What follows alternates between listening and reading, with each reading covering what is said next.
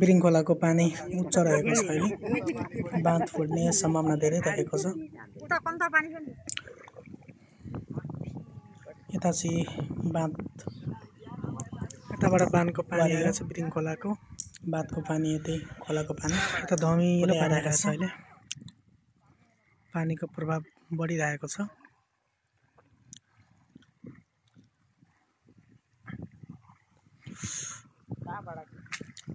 आकाश पनि कालो निलो भइरहेको छ यता हाम्रो घर हो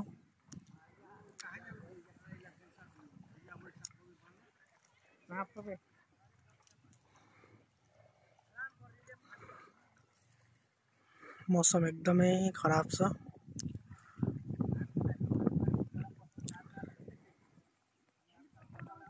यो चाहिँ बिरिङ खोलाको पानी हो उता खोला छ बाँध कटेर यताबाट पानी